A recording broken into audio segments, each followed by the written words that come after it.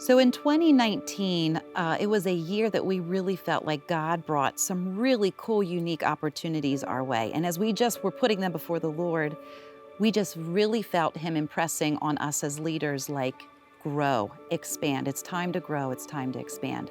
And so as we walked into 2020, we were so excited, and we saw 2020 as a year of growth and what God was just leading us into next steps, even beyond shows on the stage. We just saw so much coming our way that He just apparently was opening so many doors. So beyond growth for 2020, we were really excited because Esther was hitting the stage for the first time here in Strasbourg. And for premiere years, that's a really big year for us because normally that is a year that we usually sell out most of our shows.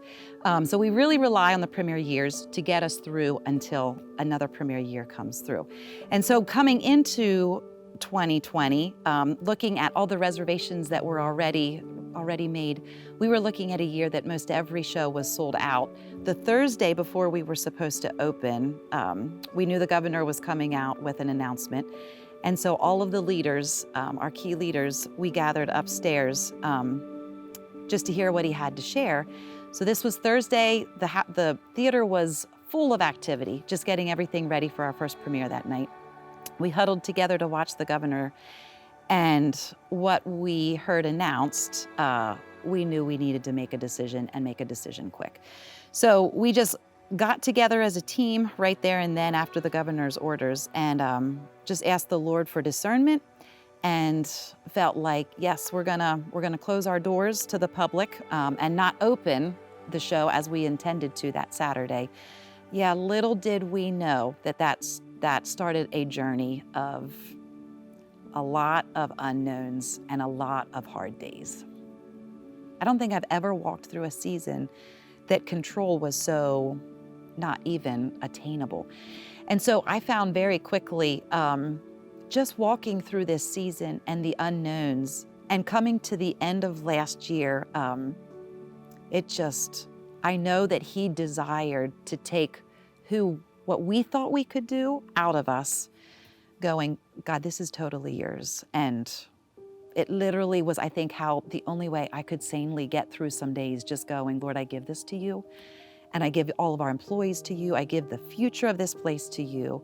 And so surrender was an anchor word in our whole family's life for sure. We had a lot of people in the Harrisburg area that we were able to just work with. They were great to work with, and we just kept reaching out like, do you see a time frame that we can open? And so once we got the go-ahead, to open up in June in Missouri, and we got the go-ahead to open up here in July. And normally, we get so excited when we can open our doors because we're always closed every year, January, February, that's normal. And then we open our doors March, and it's always such an exciting time to open and just see people coming back in. That was not true on this occasion. Opening back up in July here in Pennsylvania was very, very hard. And through 2020, even when the church doors opened back up in June, I think we came once or twice because we were just excited to be around people, but we found it was exhausting running into people at the church, just trying to and people genuinely wanted to care, but they're like, how are you guys doing? It oftentimes made me tear up because I was like, I'm so tired.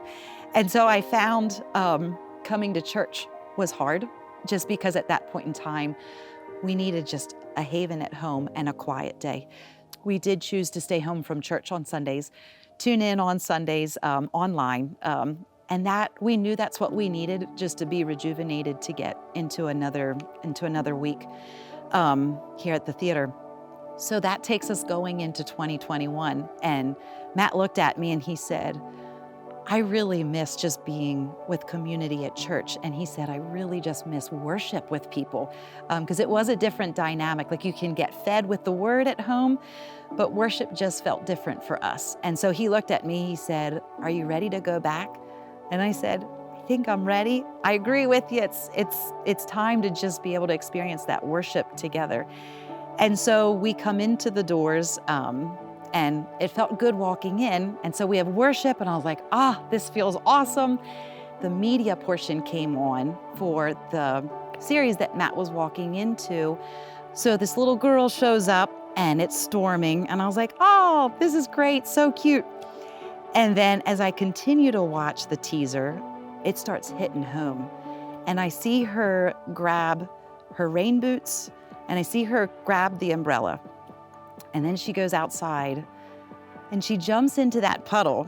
And I was like, I lost it sitting there. And I was like, Lord, that's me right now. That is me. I don't want to jump into this puddle anymore.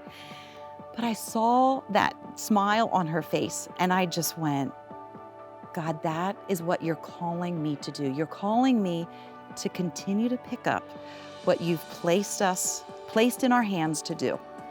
And even though our storm is far from over, like I don't see any sunshine coming out yet, I don't see the rainbow appearing, but I was like, that's what you're calling us to do. In the middle of the storm, you're calling us to get back out there. And even today, as I'm sitting here speaking, like it's still raining, it's still stormy, but I really felt like the Lord was like, you got this. I'm with you, I live in you, I've given you and equipped you with what you need.